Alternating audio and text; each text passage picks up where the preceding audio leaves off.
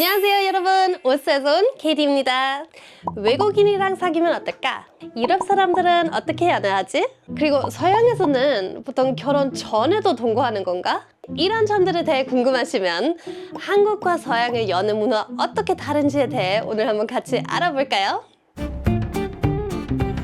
서양에는 정말 많은 나라들이 포함되어 있고 나라마다 문화가 좀 다를 수 있어서 저는 오늘 오스아 문화 위주로 설명해 드릴게요.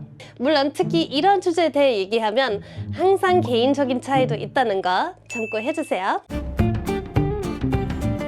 여러분, 연애하려면 좋은 사람 어떻게 만나요? 보통 지인한테 연락해서 소개팅 받기? 대학생들 미팅도 나가고 나이 좀 들면 전 보는 분들도 있다고 들었어요. 서양에서는 이 세 가지의 방법 다 잘 사용하지 않아요. 그럼 남자친구, 여자친구 도대체 어떻게 만나는 걸까요? 많은 사람들은 아직도 자연스럽게 만나서 친해지는 거 선호해요. 보통 사회생활과 취미생활 하면서 다양한 사람들 만나게 되는데 만날 때마다 대화하면서 천천히 친해지는 거예요. 요즘 데이팅 어플 쓰는 사람들도 많은데 소개팅과 다르게 데이팅 어플로 만날 때도 첫 데이트부터 최대한 부담스럽지 않고 딱딱하지 않은 분위기를 만들려고 해요. 그래서 데이트를 되게 다양하게 해요. 얼마나 다양하게? 식당, 카페, 바, 아이스크림 샵 등 실내에서 하는 데이트도 있지만 산책이나 클라이밍, 아이스케이팅 같은 활동적인 데이트도 요즘 정말 인기 많아요. 전 한국에 온 지 얼마 안 됐을 때 너무 궁금해서 소개팅 한번 해봤는데 되게 새로운 경험이었어요. 일단 상대방을 만나러 가기 전에 굉장히 흥미로웠어요. 그때 사진 딱 한 장만 받고 거의 아무것도 모른 채로 정해진 시간에 정해진 장소에서 기다려야 되는데 이러면 막상 만났을 때 실물이 사진과 좀 다르면 살짝 사기당한 느낌 들 수 있잖아요. 저는 보통 소개팅이 사귀는 목적으로 만나는 걸로 알고 있어서 좀 많이 부담스러웠고 약간 면접 보는 느낌이었어요. 근데 제 생각에 상대방과 잘 안 맞아서 그랬을 수도 있어요. 정말 마음에 드는 사람이 나오면 아무 데서 아무 얘기나 해도 즐겁잖아요. 여러분 소개팅 많이 해보셨어요? 경험 어땠어요?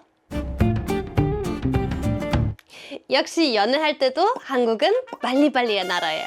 보통 마음에 드는 남자나 여자 있으면 썸 타기 시작하는데 물론 상황에 따라 좀 다르지만 한 두세 번 데이트하고 사귀기로 하는 커플들이 많은 것 같아요.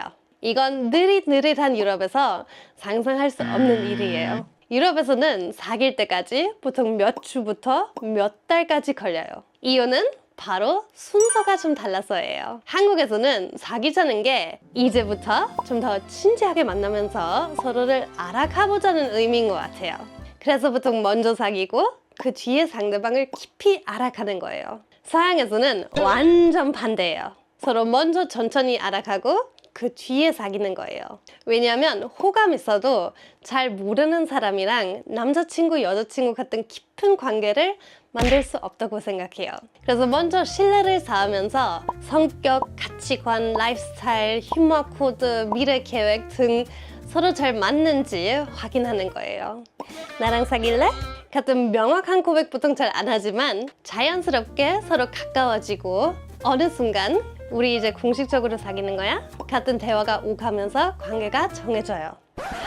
그럼 만약 잘 안 맞으면? 한국에 잠깐 사귀다가 잘 안 맞으면 바로 헤어지는 커플들이 있는 것처럼 서양에는 서로 좀 알아가다가 그 단계에서 끝내거나 연인보다 친구로 지내기로 하는 경우도 많아요. 결국은 비슷하지만 사귀면서 알아가는지 사귀기 전에 알아가는지의 순서 차이인 거죠. 한국 사람이랑 사귀는 외국인 친구들이 가장 많이 서운해하는 것들 중 하나는 바로 이거예요. 가족들한테 나를 소개시켜주지 않아서. 아니, 부모님께 인사드리는 거 보통 결혼을 하기로 하면 장편을 하는 거고 상편을 하는 게 아니라면 대부분 한국 사람들은 이 상황 되게 부담스럽다고 생각하는데 소개 안 시켜준다고 서운하다고? 서양에서는 보통 연애 초반부터 서로의 부모님이랑 다른 가족들이랑 거의 친구처럼 친하게 지내요. 어머님, 아버님 대신 상대방 부모님의 이름 부르고 가족들이 사는 집에 자주 놀러 가요. 명절도 같이 보내고 때로때로 여행도 같이 가요. 연애를 하게 되면 남자친구나 여자친구는 가족의 일부분이 되어 가깝게 지내는 거예요. 이런 문화가 보편적인 거라서 만약에 이미 사귄 지 몇 달 됐는데 남자친구가 계속 부모님께 나를 소개시켜주고 싶지 않다고 하면 뭔가 의심스러운 거예요. 보통 둘 중에 하나예요. 가정에 큰 문제 있거나 남자친구는 다른 여자 한 명 더 있는 거예요. 가족이랑 여자친구, 남자친구는 너무나 소중한 사람들이라서 서로한테 소개 안 시켜주면 뭔가를 숨기고 있다고 오해를 받을 수도 있어요. 아니면 이 사람이랑 오래 사귈 생각 없는 것처럼 보이기도 하고 오해의 여지가 다분하기 때문에 국제 커플들은 이 문화 차이에 대해 꼭 대화 많이 해야 돼요.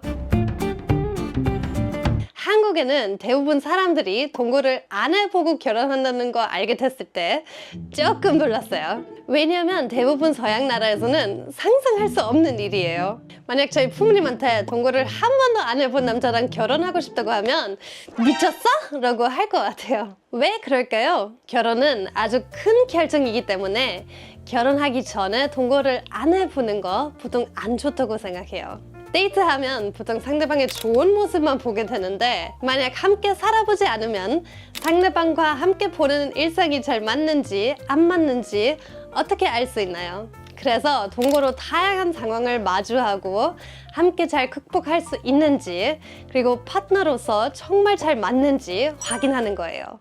게다가 유럽에서는 보통 남자친구나 여자친구랑 같이 살면 월세도 많이 아낄 수 있어서 동거는 경제적으로 되게 현명한 결정이라고 생각해요. 물론 유럽은 보통 집이 더 커서 가능한 거죠. 오스트리아의 수도인 비엔나에서는 커플이 함께 사는 집은 평균적으로 15평 이상이에요. 서울에서는 둘이 함께 살 수 있는 집을 구하고 싶으면 금수저로 태어나거나 신혼대출 받아야 되는데 그러려면 결혼 먼저 해야 되잖아요. 물론 작은 원룸이나 투룸에서도 동거할 수 있지만 오히려 안 좋을 수도 있어요. 저도 원룸에 사는데 혼자 살기에도 참 작아요. 이런 이유들 때문에 결혼은 한국 커플들에게 인생이 많이 달라지는 아주 흥미로운 단계죠. 신혼집으로 이사 가기 위해 많은 것들을 함께 준비하고 처음으로 사랑하는 사람과 함께 살고 상대방의 새로운 모습을 알게 되는 로맨틱한 시간이죠.